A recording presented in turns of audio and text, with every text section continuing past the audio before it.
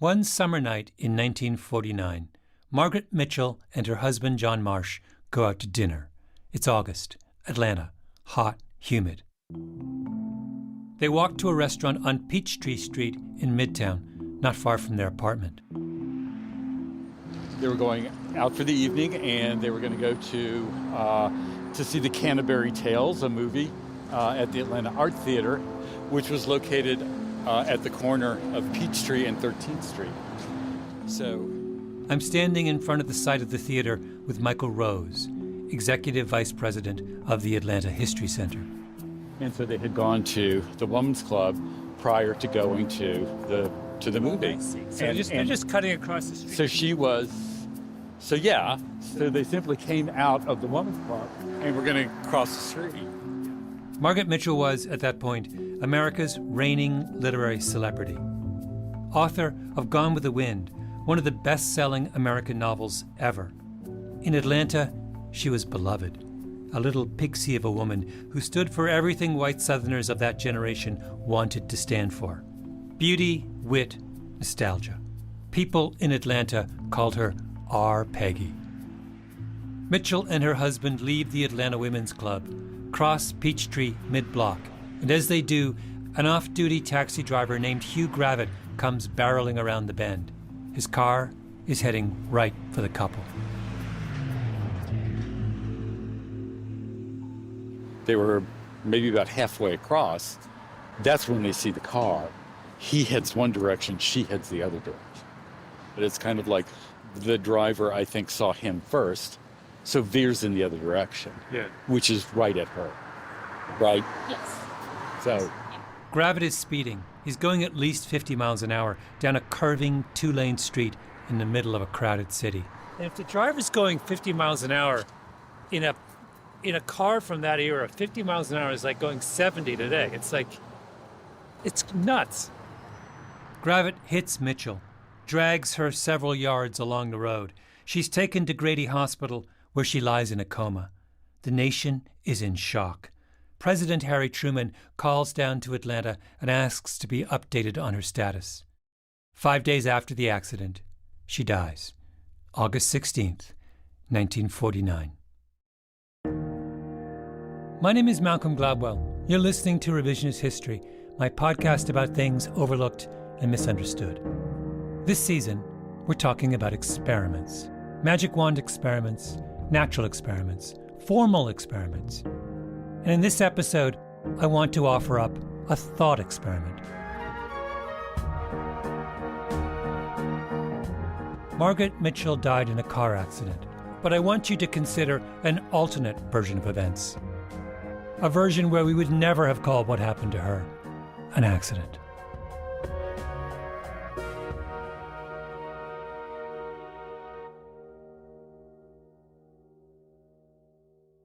Margaret Mitchell started out as a journalist, living in a first-floor apartment in Midtown Atlanta with her husband, John Marsh. It's where Margaret ended up writing most of Gone with the Wind. Jessica Van Landite of the historic Oakland Foundation is showing us around. She's working, she's writing, and she re-aggravates an ankle injury, and she's pretty much what we'd consider bedridden, right? She's staying at home and recovering, and the story goes, she read through all of the books in the Atlanta library. She just kept reading through, and John said, as he's bringing these books home one day, he says, "You've read all the books there are, why don't you write your own?" And so he brings home a Remington typewriter. She sets up kind of a little writing desk, and she starts writing the book. Then one day, she attends a lunch for a visiting editor from New York, from the Macmillan Publishing House. He's come to Atlanta on a scouting trip. Somebody invites her to kind of come along to the luncheon, and they are all kind of offering their books. And there was a little bit of a snide remark made about her, something along the lines of, "Well, Margaret, I don't know why you're here. You don't have anything to give them anyway." And she, that probably did for her what it might do for any of us, is the scout leaves and she runs home and she starts gathering up all of her manuscript. Mitchell takes her draft of Gone with the Wind over to the Scouts Hotel so he can bring it back with him to New York. There are so many pages, he has to buy another suitcase to carry them all. As a writer, one question has been obsessing me. Did she have copies? When she, if her house burns down, does she lose her book? Yes, yeah. And when did she give her only copy to the guy from Macmillan? Yes. Oh my God, this is like causing me so much anxiety. And the story goes, gets on the train and loves it immediately. At that point, she kind of realized that what she had done, and was like, "Oh no, can I have it back?" And it's too late. He wanted the story. Mitchell's manuscript survives and becomes an instant bestseller, a sweeping Gothic historical bodice ripper about a Southern beauty, Scarlett O'Hara, her travails through the Civil War, her epic love affair with the dashing Rhett Butler. The book wins the Pulitzer Prize. By the way, if you want to know how Southerners really felt about black people, you should read Gone with the Wind. It's all there. The book gets snapped up by Hollywood.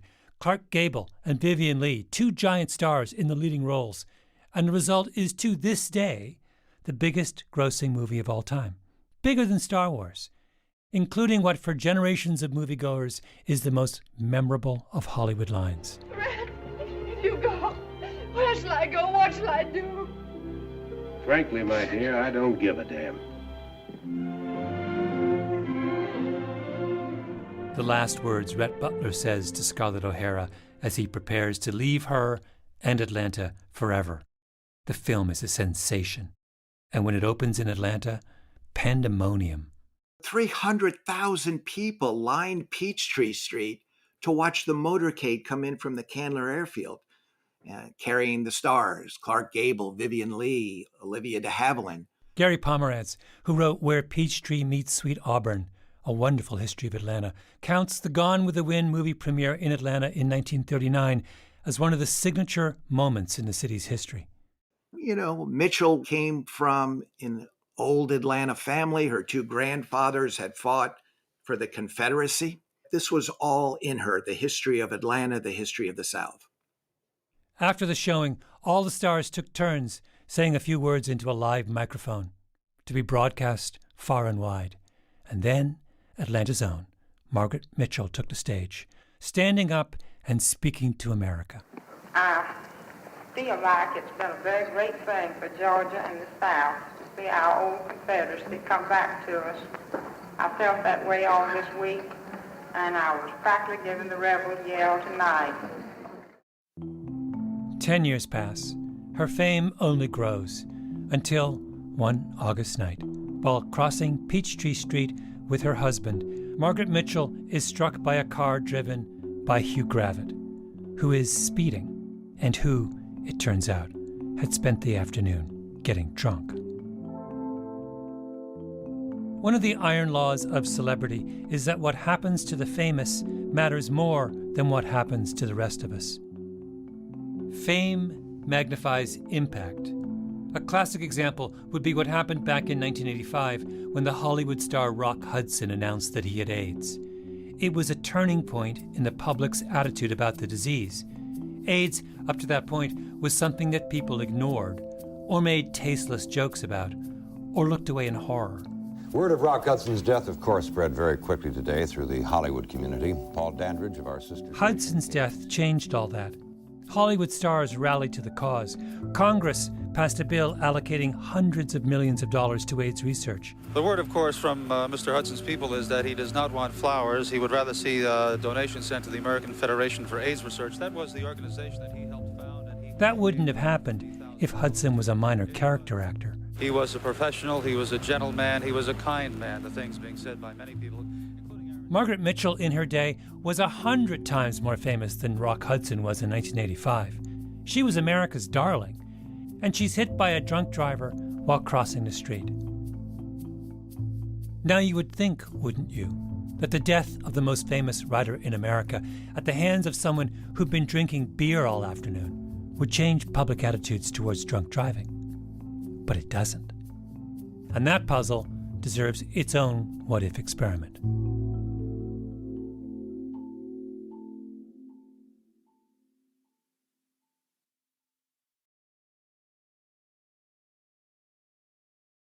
In 1937, the legendary Hollywood mogul David O. Selznick released A Star is Born. I'm almost certain Margaret Mitchell saw it. Everybody did. It was a big hit. David O. Selznick would go on to be the producer who brought Gone with the Wind to the big screen. But there is no other connection between Margaret Mitchell and A Star is Born. Except, what if there was? What if one of those stories bled into another? That's the thought experiment. You may have seen the version of A Star is Born made in 2018, starring Bradley Cooper and Lady Gaga, which was a massive critical and commercial success.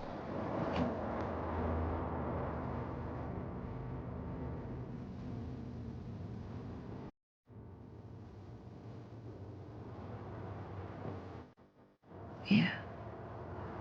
It's pretty good.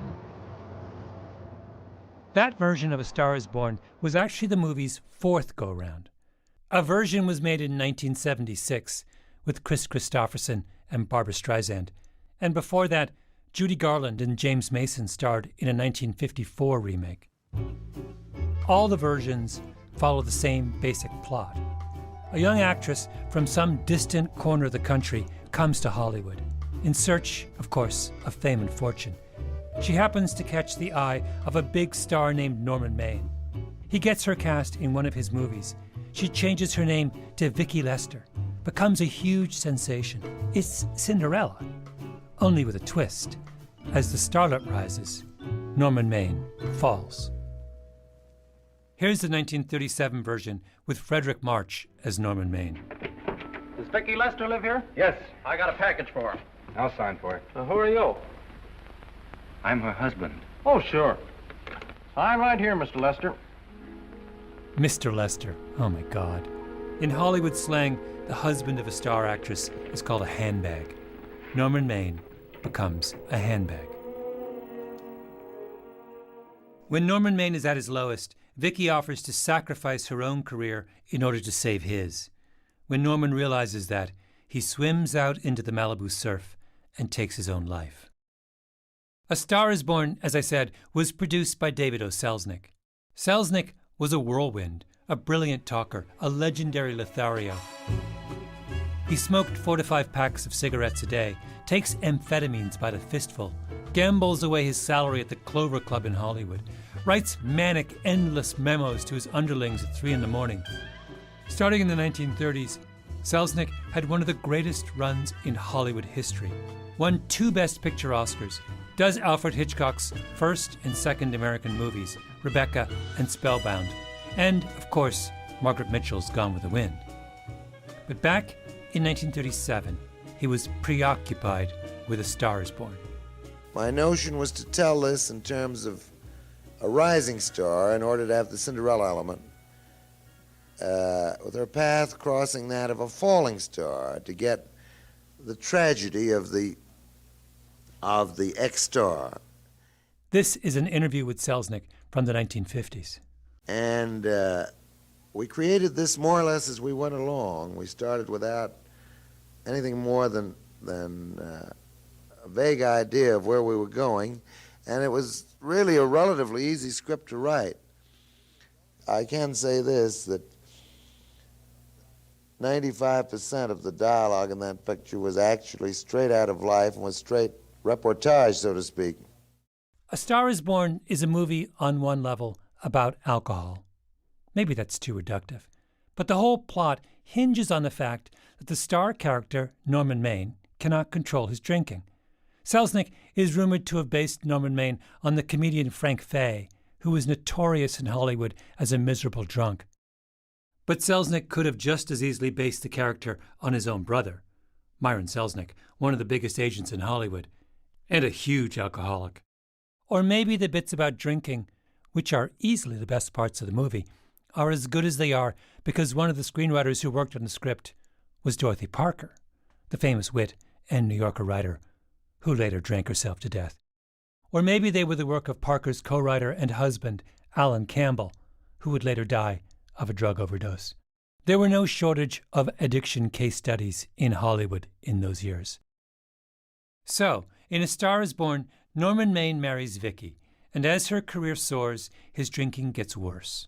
When Vicky wins an Oscar, he crashes the stage. I mean, can you imagine an angry husband crashing the stage at the Oscars? Now I want to make a speech. Gentlemen of the Academy and fellow suckers, I got one of those once for a best performance. They don't mean a thing. People get them every year. What I want's a special award, something nobody else can get. After that performance, Norman Maine checks into a sanatorium, cleans himself up. Then he goes to the racetrack, orders a ginger ale, and runs into his old publicist, Libby, who taunts him. I don't feel sorry for you. You fixed yourself nice and comfortable. You can live off your wife now. She'll buy you drinks and put up with you even though nobody else will. Norman takes a swing at Libby, a glancing blow. Libby swings back. Norman's on the floor, humiliated. For you, Weisberg. I'm Norman Maine. Well, that's not my fault. Oh, don't bother to toss him out. He's harmless. All right, Mr. Libby, if you say so. Sure, let him go. What can he do? He can't fight any better than he can act. Norman, shaken, brushes himself off, picks up his hat, walks painfully over to the bar, and falls off the wagon. Give me a scotch. Double. Leave the bottle here. I'm going to read what happens next, after Norman's epic drinking binge. We see Norman's car speeding along the Malibu Road. We see Norman at the wheel, very drunk and singing "She'll Be Coming Round the Mountain" in a loud voice. He comes around the curve much too fast. Tires screech. He tries frantically to keep the big roadster on the right side of the road, but can't. It drifts far to the left. Another car appears on the curve, coming in the opposite direction. Norman smashes into it, bounces off, weaves down the road a little way, and comes to a stop. The other car pitches off the bank and rolls to the edge of the water and bursts into flames. We see Norman come weaving up the road from his wrecked car to the edge of the bank. A thick stream of blood is running down the side of his face. The fire illuminates his face brightly as he stands staring down at the wreck. A look of sick horror comes over him. Dorothy Parker and her husband wrote that scene, and in 1937 it would have stunned American audiences. Automobiles were really only a generation old at that point. There wasn't yet a moral vocabulary around what happened when an impaired driver killed someone with their car. People in 1937 didn't talk about drunk driving. Prohibition had just ended 4 years earlier, and attitudes towards drinking had swung hard in the opposite direction. Judges in the 1930s rarely sent people to jail for drunk driving. Prosecutors rarely filed charges. The police officer who caught you drunk driving knew that the likelihood of anything happening was so low it was pointless for him to even arrest you. In 1939, the American Medical Association put out guidelines on drunk driving and said that the threshold for criminal conviction should be 0.15. Understand that right now, most American states have a threshold of half that. 0.15 is wasted. I'm going to guess that 99% of you listening to this podcast have never blown 0.15. Not even on that night in freshman year when you did one too many tequila shots and ended up with a hangover that lasted into the next week. Yeah, there was just passivity throughout the system. I called up Baron Lerner, who teaches at NYU Medical School. He wrote a fascinating history of drunk driving called One for the Road. So the old line about the judges was, that the judges themselves drank and drove, so they didn't want to call attention to the issue. The police were frustrated, at least the ones who were devoted to public safety were frustrated that there was no prosecution. Well, it's more than that word you use right now is passivity, and I was thinking about it seems more than that in a certain sense, because you talk a lot about how there was a feeling that an accident that happens because the driver is under the influence of alcohol is somehow unintentional, that you can't hold the driver responsible in a kind of moral sense for their actions while they were drunk, which is really weird to me because implicit in that is an acknowledgement that they are impaired. So it's not like we're saying, oh, you can drive just as well drunk as sober. No, they're not saying that. They're saying you absolutely are impaired. It's just that we're not going to hold you responsible for it. Yeah, it's weird. I thought it was weird, but it was so commonplace. And I'm glad you mentioned the word accident. Why, if you go and drink too much and you willingly go in your car when you know you're not supposed to, and you crash into someone or something and there's damage and hopefully not death, that's still called an accident. It was called an accident in the 1930s, and it's still too often called an accident, although people now try to get us to use a different word. The other phrase, wrong place at the wrong time. All these notions that, well, just, if that person hadn't been crossing the street, sure, the driver was drunk, but, if they hadn't been out so late at night and crossing the street, this wouldn't have happened. It's sort of bad luck for the drunk driver in a contorted sort of way. And some people used to make the analogy, well, it wasn't like they put a gun in their pocket and went out and then shot someone. They didn't mean to do this. They were just having a couple drinks at the bar and wanted to get home safe. Well, that's actually wrong. It is like putting a gun in your pocket.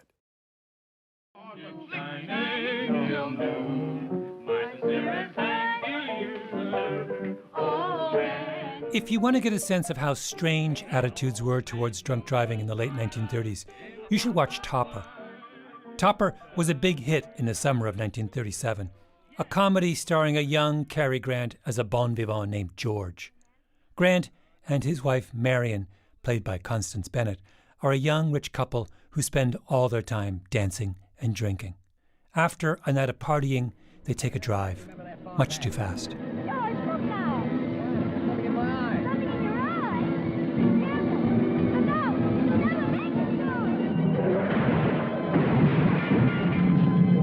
They crash their car. George and Marion both die and become ghosts, stranded on Earth because they've done nothing to merit going to heaven. So as ghosts, they make a plan to redeem themselves. They will rescue their friend Topper from his boring life. How? By teaching Topper how to drink, which they proceed to do. And then all three of them, George, Marion, and Topper, have another car crash. And Topper's take-home lesson is that he needs to keep living it up. Well, I won't go back. Why not? I won't do it. You won't do what? I won't go back to that silly old routine. Up at 8, bed at 11. Topper perfectly captures the spirit of the times. The country is in the midst of the Depression. A movie was supposed to be an escape. Cary Grant's character wants his friend Topper to drink away his troubles, which is what audiences wanted in 1937. Topper made sense in that context. But then, at exactly the same time, comes A Star is Born. Drunk drivers do not live happily ever after in A Star is Born. Drunk drivers face consequences for their actions. Actually, let me rephrase that. A Star is Born is almost a tragedy where drunk drivers face consequences for their actions. That scene I read to you earlier, where Norman Maine drunkenly crashes into another car and looks on in horror as blood streams down his face, that scene, the moral center of the original movie, gets taken out at the last moment. Selznick was notorious for demanding multiple rewrites of his films, and he was unhappy with the third act of Dorothy Parker's script, the one that had the car crash scene. Selznick turns to two would-be screenwriters on his staff, Bud Schulberg and Ring Lardner Jr. Schulberg is 22 at the time and working as a script reader, and Lardner is 21 and working as an intern in the publicity department. Both would go on to win their own Oscars, but at the time, they're just kids. Selznick doesn't care. Lardner and Schulberg look over the third act of A Star is Born and write Selznick a memo, one typewritten sheet about the movie's internal logic and what it demands.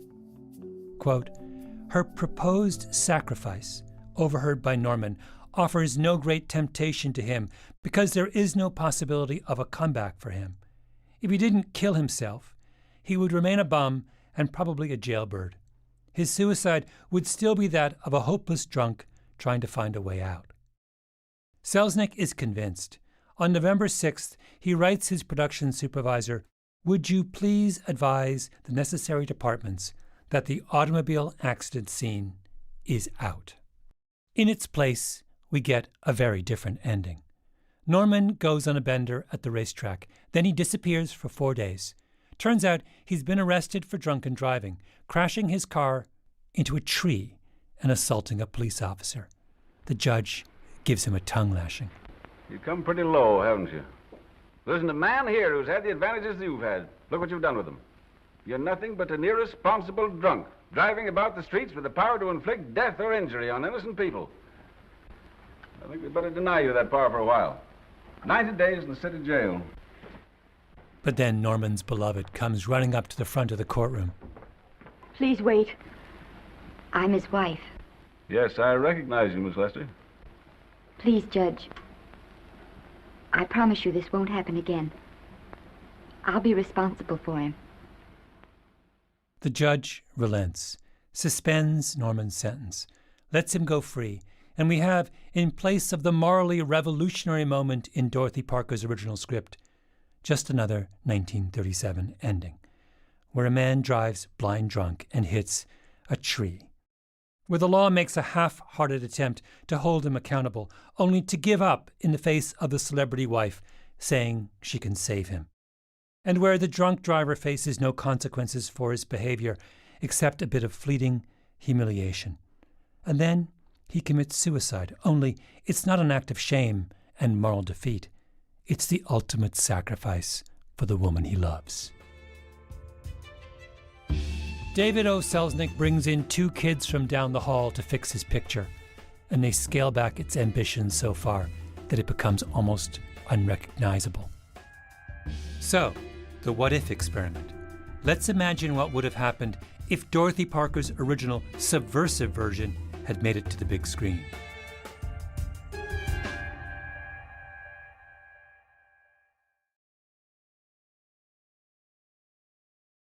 The driver who hit Margaret Mitchell, Hugh Gravitt, spends 2 years in prison on manslaughter charges. Then he moves to a small town outside Atlanta. He was still living there, decades later, when the journalist Gary Pomerantz tracked him down. The door opened, and there stood Hugh Gravitt. He was 71 years old, and he was gaunt, reed thin, cloudy eyes, not moving well, smoking a cigarette, and he smiled and said, "Good morning." They sat outside in his yard and talked for a few hours. One of the things that struck me most about him was that it wasn't just that he'd hit someone famous. He repeated several times to me, "I hit a woman. I hit a woman." And it was the worst thing he could have imagined. And again, he must have said 3, 4, 5 times, "I'd rather it had been me instead of her." Do you think he was drinking? Oh, well, he told me he was drinking. I don't know the amount. Obviously, this is 42 years later. I think he just wanted to get his view out. And it wasn't, to him, alcohol wasn't a part of this. Alcohol wasn't a part of this. That's what's so strange about going back through the accounts of Margaret Mitchell's death. The fact that his drinking might have been the reason he was speeding somehow didn't seem to occur to many people. A police officer at the scene later testified that he had smelled alcohol on Gravitt's breath. Gravitt himself did not deny that he'd been drinking, but no one gave him a breathalyzer. For goodness sake, the man had over 20 previous traffic citations. Gravitt stood for half an hour at the scene before anyone even talked to him. After his arrest, a picture of Gravitt runs in all the newspapers. He's standing next to his arresting officers with a big smirk on his face. He's a reckless menace. His license should have been revoked years before. But in the mentality of the time, the driver was irrelevant. He was as unlucky as the victim. An editorial in the Atlanta Journal in 1949 read, quote, "For Gravitt as a person, we have the utmost sympathy. He surely did not intend to kill anyone, and tragedy will haunt him as long as he lives." It was an accident, wasn't it? These things happen. Here's a beloved author. I mean, the author of Gone with the Wind, like beloved, not especially in Atlanta. People were mad and frustrated that she died, but there was also sympathy for the driver. This is Baron Lerner again, author of One for the Road. People said he must feel horrible about what he did. He's killed such a famous woman. We need to have sympathy for him. you look at this and you say to yourself, what's going on here? The tables are reversed. He was completely at fault, speeding, probably drinking, and yet, in an odd way, Mitchell partly becomes to blame. Lerner said the detail from this whole story that stays with him is that Gravett and his wife came to Grady Hospital with flowers from Mitchell as she lay in a coma. It was seen at the time like it was, we're really sorry this happened. We want to give you some flowers to make it better. There was unbelievable tolerance of an activity that shouldn't have been tolerated. It isn't just that he brought flowers. There's an article in one of the local newspapers where a reporter goes to visit Gravett in jail and finds him praying, a Bible open to the book of Samuel on his bed. Gravett tells the reporter, "I wanted to go to her funeral, but that was impossible." And then Gravett says, "God knows, it was an accident." People also, after the fact, were saying, with no justification at all, well, Margaret Mitchell would have forgiven him. Right? How do they know? Right? But that was the nature of the entity at the time. It would be the 1970s and 1980s before Americans started having real conversations about drinking and driving. In the interim, many people needlessly died. Could A Star is Born, as originally written, have started that conversation earlier? Maybe. That's what movies do at their best. The shocking sight of a drunk man struggling to realize he's just killed people could have been in the public's mind for more than a decade by the time Margaret Mitchell died. And maybe by the time a drunken Hugh Gravett hits the country's most beloved author, America would have been ready to say, the man who careens down Peachtree is not a victim. He's a criminal. But we'll never know, of course, because David O. Selznick never gave the film the ending it deserved.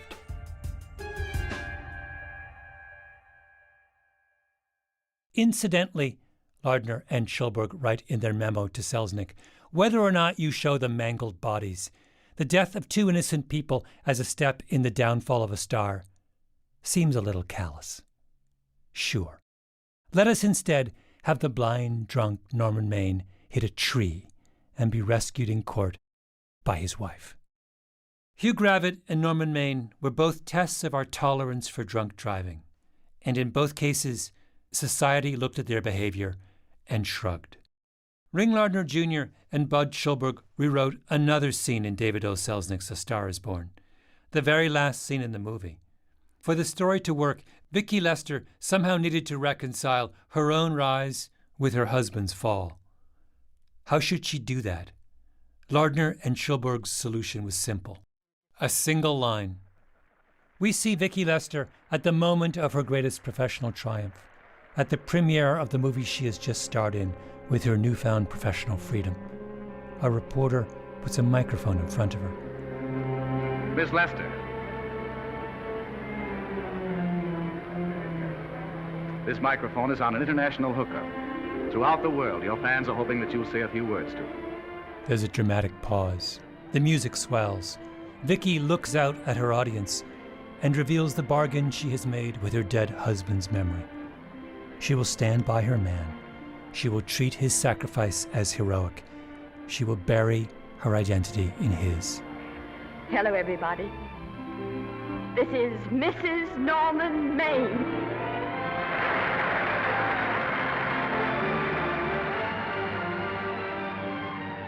Frankly, my dear, you know the rest.